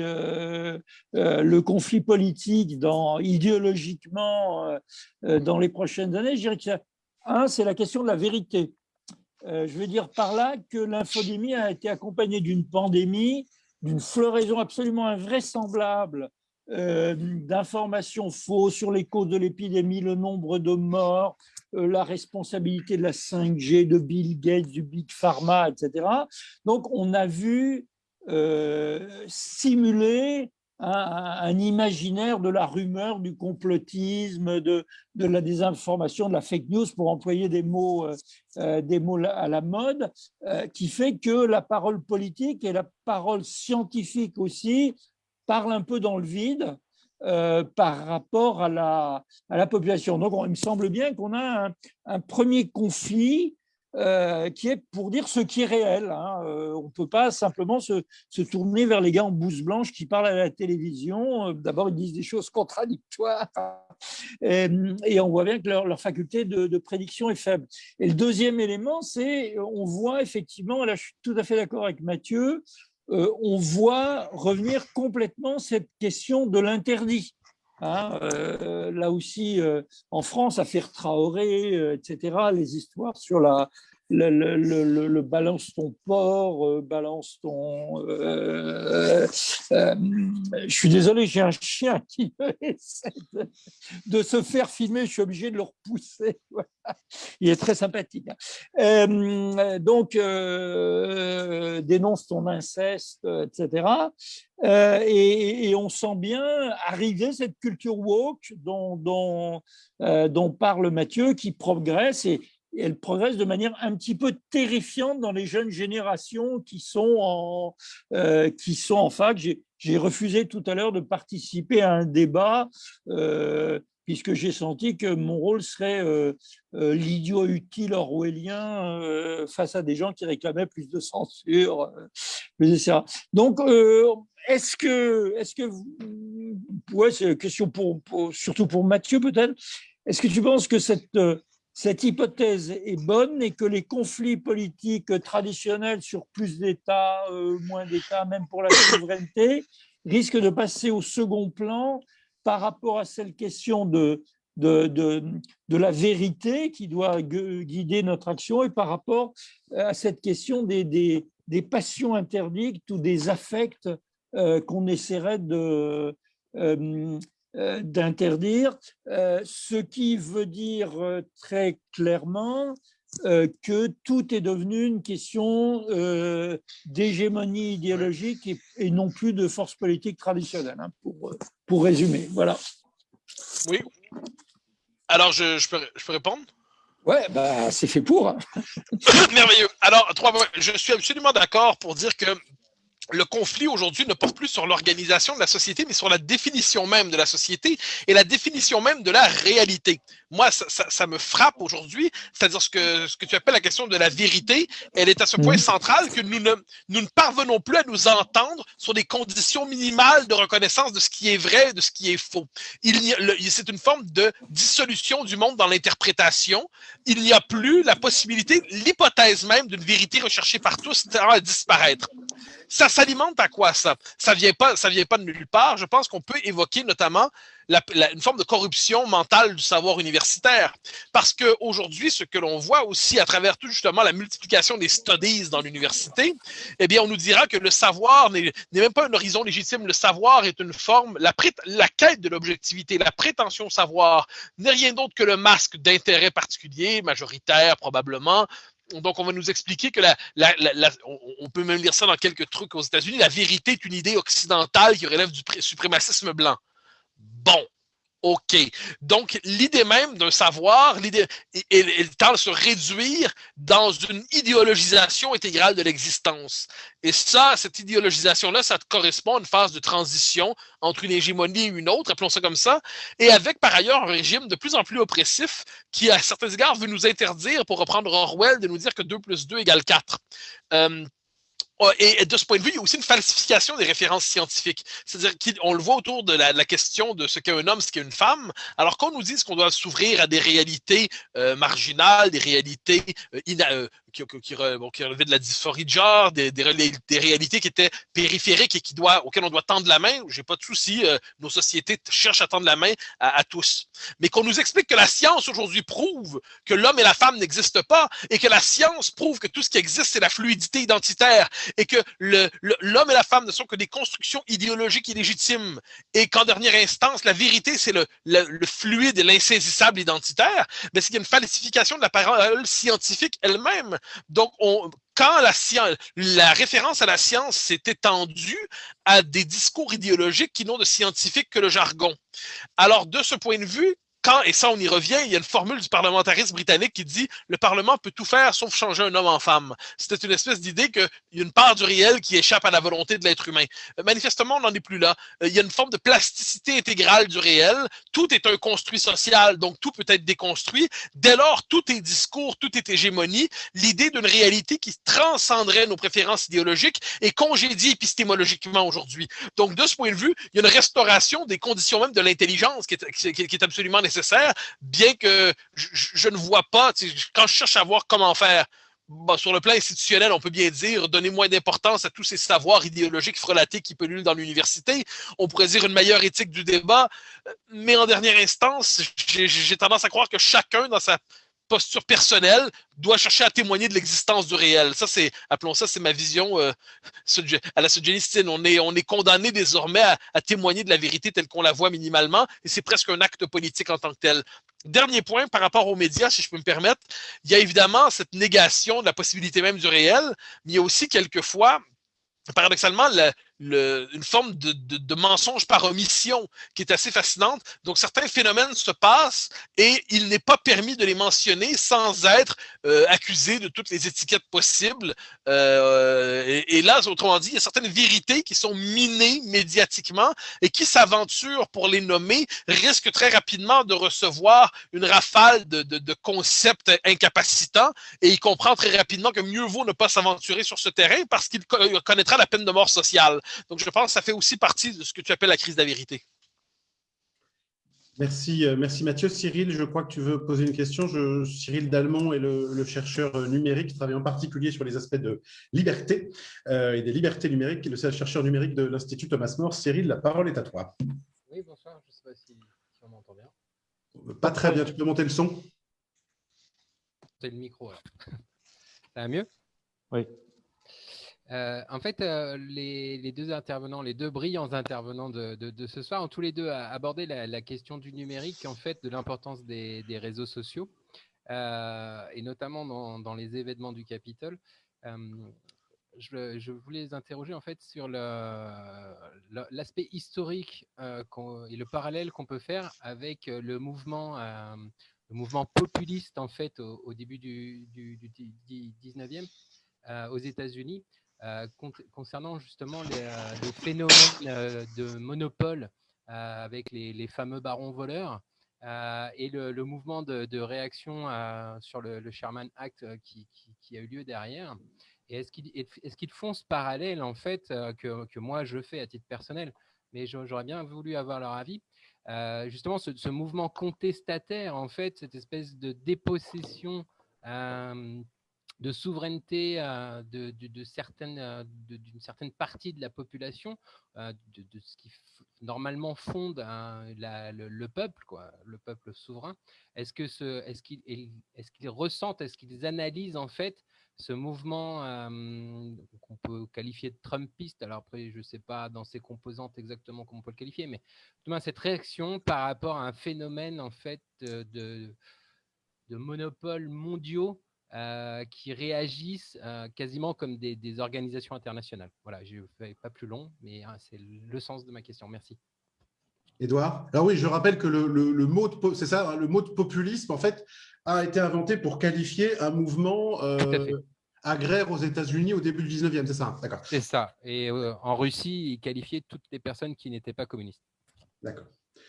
Mais Édouard, sur cette question de le rapport, en gros, entre le peuple en cours de dépossession et les géants mondiaux du numérique. Oui, alors moi, j'irai pas tellement sur le côté Standard Oil, cassons les trusts, les barons voleurs, parce qu'au fond, c'est un peu tragique, mais ce que l'on voit, c'est comment dire, le principal ennemi de la liberté, c'est le confort.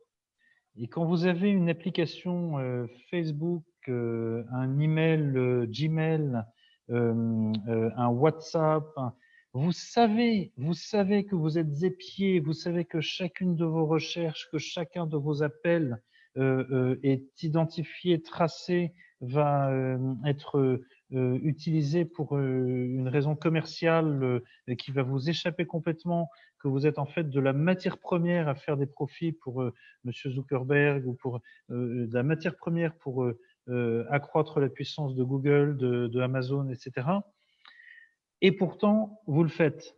Vous le faites parce que le plus grand ennemi de la liberté, c'est le confort, parce que c'est confortable. Et puis parce que on n'a pas d'autre choix. Et puis parce que c'est là où est tout le monde. Et ce qui est très intéressant, c'est ce qui vient d'arriver sur WhatsApp avec les nouvelles conditions d'utilisation et Elon Musk qui a appelé à aller maintenant migrer vers Signal. Et on a eu des migrations très fortes vers Signal. Non, je pense que c'est moins là qu'il faut chercher. En revanche, puisque monsieur est expert sur les sujets numériques, je voulais développer la réflexion suivante. Internet, quand on prend l'histoire d'Internet, au départ, Tim Berners-Lee, c'est un formidable outil qui dont une des promesses va être de générer toujours plus de connaissances, d'intelligence et de rationalité, de raison. Internet, au départ, c'est une construction scientifique. Pour les premières pages qui se sont échangées, c'était d'ailleurs justement des scientifiques. Et on allait, grâce à un monde de plus en plus éclairé, on parlait de nouvelles lumières, de plus en plus intelligent, on allait accéder à quelque chose comme une société d'harmonie plus mutuelle, etc. Qu'est-ce qui s'est passé? Et c'est là où je rejoins monsieur. Parce que on a laissé Internet dirigé par des plateformes privées exclusivement mues par le profit et pas par une autre quête, on se retrouve aujourd'hui avec un Internet. Quand vous vous baladez, et je pense que vous en faites l'expérience vous aussi, vous vous baladez sur Twitter, sur les réseaux Facebook, etc., ce n'est pas la raison que l'on vient chercher, c'est l'émotion la plus primitive, la plus féroce que l'on vient susciter en vous ou que vous allez chercher sur la toile. Vous allez chercher sur la toile des raisons de haïr une position, des raisons de défendre une position. Vous allez chercher sur la toile du sexe, vous allez chercher sur la toile des émotions extrêmement primitives. Et en fait, c'est Pierre Bélanger qui avait écrit un livre sur la souveraineté numérique, c'est le fondateur de Skyrock. Il a fait un très bon texte qui s'appelle Internet et le serpent arc-en-ciel. Et pour expliquer que, au fond, au lieu de développer notre raison, ces outils, ces réseaux sont en train de développer, de parler directement à notre inconscient. Et manipuler de façon consciente pour les réseaux notre inconscient. Il y a des techniques de manipulation qui sont assez connues et qui sont assez effectives aujourd'hui sur les diverses plateformes. Mais en fait, le résultat, c'est qu'on se retrouve avec un Internet mondial qui représente, qui charrie les inconscients manipulés qui existent en nous. Et qu'est-ce que cela produit? Bizarrement, cela produit une énorme violence. Cela produit une énorme confrontation. Cela produit de la frustration. Et donc, une des questions, c'était comment est-ce qu'on essaie de trouver des solutions pour faire réémerger de la liberté, de l'identité dans nos... de la rationalité. De la rationalité. Eh bien, Alors ça, quand je proposais ça au fameux colloque franco-britannique dont je vous parlais tout à l'heure, là, tout le monde me tombait dessus, hurlait. Mais je pense qu'il va falloir renationaliser les internets. Moi, en tant que Français, Mathieu, je ne veux pas parler à sa place, que Canadien, Québécois, non. Il n'est pas canadien, Mathieu. Attention. Ah bon? Il est québécois. Québécois, j'ai dit les deux. Oui, pardon. Ah ouais, c'est majeur. Moi, j'accepte d'avoir un moteur de recherche, j'accepte d'avoir. Mais pourquoi suis-je obligé d'absorber les codes de plateformes américaines lorsque j'ai un différend juridique avec ces plateformes? Je n'ai pas le droit d'aller, quoi qu'il se passe, un Gmail, un WhatsApp, etc. Je ne vais pas au tribunal de Paris parce que j'ai été traîné dans la boue, etc., sali, etc. Je dois aller me plaindre au tribunal de Sacramento. Moi, je pense qu'il devient urgent. Je ne vois pas pourquoi ce que la Russie a réussi à faire, certains pays d'Europe centrale, évidemment la Chine, et d'autres pays au mer, je ne vois pas au nom de quoi nous refuserions de nous réapproprier cet outil qui est en train de déployer des imaginaires et des inconsciences que nous ne pilotons plus et qui n'ont plus rien à voir avec notre histoire et notre identité. Mathieu, quelque chose sur cet aspect-là ou... Ton son est éteint. Ton micro. Donc, oui, ça marche-t-il? Oui, ça marche? Ça marche, oui. OK. Donc, deux choses. Oui, très brièvement, je reprends cette question-là à la lumière. Cette fois, me pardonnera, j'ai parlé d'Aristote tantôt. Je vais la reprendre à la lumière de Machiavel. Machiavel, dans les discours sur la première décade de Tite-Live, nous dit une cité, un prince, dit-il, pas le prince, la cité, dans Tite-Live, doit s'inquiéter lorsque les puissances privées deviennent telles qu'elles peuvent subordonner la cité. Des puissances privées, des empires privés qui sont capables désormais de dominer la cité, de se substituer à la possibilité même du bien commun, qu'elles peuvent fixer, autrement dit, les paramètres, je le dis dans mes mots, mais l'espace mental, qui peuvent fixer l'espace dans lequel va se déployer la communauté politique. Je pense qu'on en est là aujourd'hui avec les empires numériques. Ça m'apparaît absolument évident. Nous sommes devant des empires qui aujourd'hui ont le pouvoir de casser véritablement les paramètres traditionnels de la délibération démocratique et qui, par ailleurs, ne l'oublions pas, nous américanisent mentalement comme jamais. Je ne peux pas m'empêcher de le mentionner. Tous les codes qui structurent les interdits, les hate speech et tout ça sur la toile, ça nous vient quand même des interdits et des névroses propres à la société américaine. Alors, moi, bon, les États-Unis, je les diabolise pas, mais franchement, j'ai l'impression, quelquefois, dirais-je méchamment, que du vaincu au vainqueur de la guerre froide, le flambeau de la révolution a passé d'un pays à l'autre, mais aujourd'hui, il y a la même prétention, le même impérialisme idéologique qui tend à traiter, à considérer que tous les autres pays sont sur le mode de la souveraineté diminuée. Hein, c'était quoi la formule de Brejnev, je crois? C'était la souveraineté limitée, la doctrine de la souveraineté limitée. Donc, on est tous obligés de penser mentalement comme des Américains aujourd'hui. Nous, on en fait l'impact très, très, très directement parce qu'on est juste au nord de l'Empire et à l'intérieur d'un pays qui en a une forme de banlieue, le Canada. Donc, il y a cette espèce de problèmes d'américanisation mentale. Donc, je crois, de ce point de vue, je le reprends sans avoir le détail juridique en tête, bien évidemment, que oui, on a un moment un peu semblable au début du 20e, quand il a fallu faire des lois antitrust. Il est nécessaire aujourd'hui de casser ces puissances privées, de les fragmenter, de les fracturer, parce qu'ils sont dans une situation aujourd'hui de construire une forme d'empire numérique à plusieurs visages dans le monde qui désubstantialise la démocratie. Ça me semble absolument élémentaire. Par ailleurs, je ne me fais pas d'illusions, on ne peut pas désinventer Internet, mais il est nécessaire aujourd'hui, au nom de la démocratie libérale bien pensée, d'empêcher ces empires de nous asservir.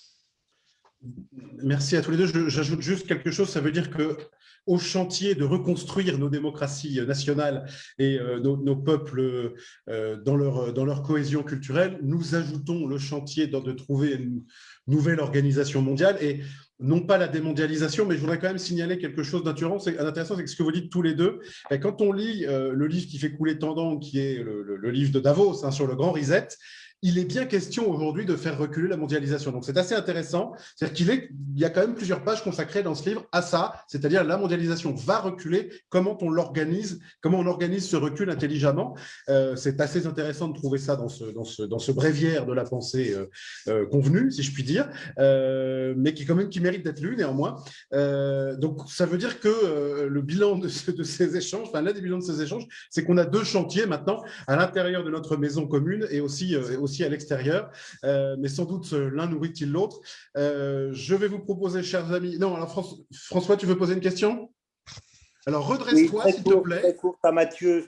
Je voulais simplement faire remarquer à Mathieu que une des raisons pour lesquelles on n'a pas démantelé Facebook, etc., c'est d'ailleurs l'argument devant le Sénat de Zuckerberg lorsqu'il avait été auditionné, c'est qu'en face, les mêmes instruments sont des instruments de la puissance chinoise.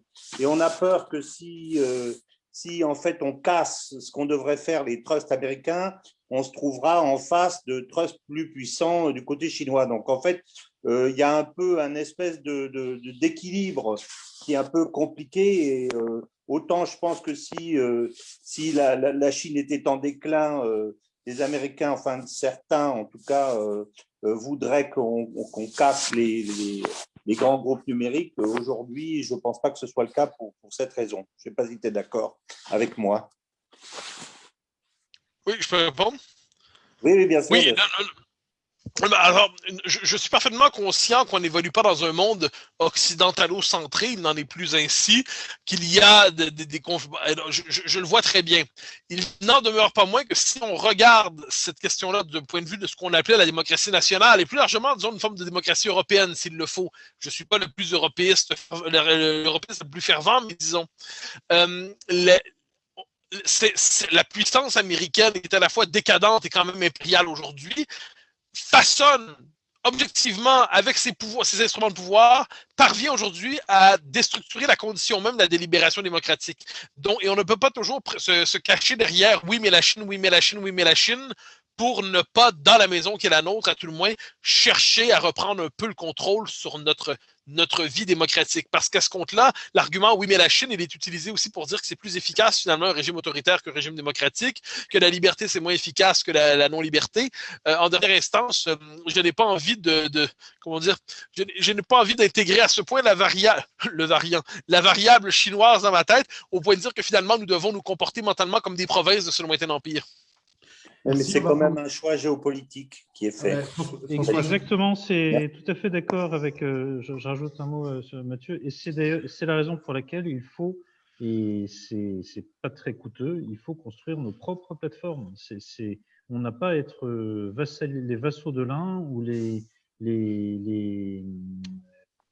ou les quantités négligeables de l'autre.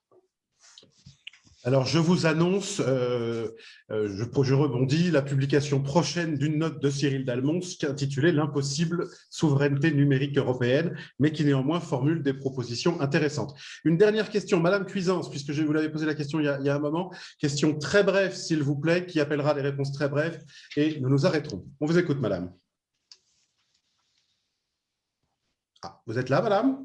Vous avez levé la main? Non, mais écoutez, alors il y a une autre personne, je n'ai que votre prénom, Pierre, si vous voulez poser une question, allumez votre micro et poser une question. Même chose, question brève qui appelleront des réponses brèves, s'il vous plaît. D'accord. Donc, merci à vous. J'avais une question, c'était pour Édouard, pour revenir tout à l'heure sur les institutions et parler donc de l'éventualité d'une constituante pour 2022 ou de potentiels états généraux. Vous avez dit tout à l'heure, à juste titre, que pour vous, il faut un peuple pour faire une constitution et donc prenant, si je puis dire, à contre-pied les thèses de Habermas.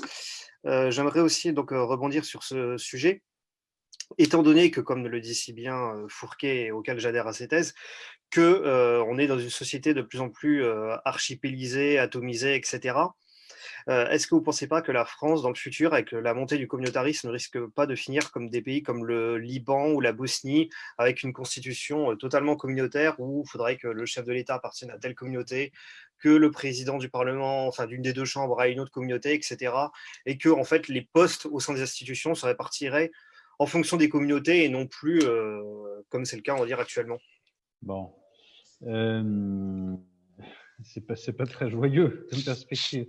Non, c'est vrai, quand je regarde, mais j'ai réfléchi beaucoup puis sur c'était une phrase que François Hollande, qui a tous les défauts du monde, mais qui Oui, a tout une à fait. qualité, c'est l'intelligence. C'était sur peut-être qu'un jour, voilà, est-ce que nous réussirons à éviter la partition? Et ça, cette phrase m'avait fait beaucoup réfléchir. Je me dis, mais c'est comment on fait la partition entre l'Inde et le Pakistan, on voit ce que c'est, mais la partition à l'intérieur de la France, qu'est-ce que ça veut dire? Voilà, on va. Bon. Au risque d'être un peu, d'apporter une vision un peu tragique ou rude, vous avez cité le Liban. Nous voyons ce qui est arrivé au Liban. J'ai quelques amis libanais, il y en a deux qui me disent, à un moment, l'armée est intervenue pour remettre de l'ordre, mais c'était trop tard.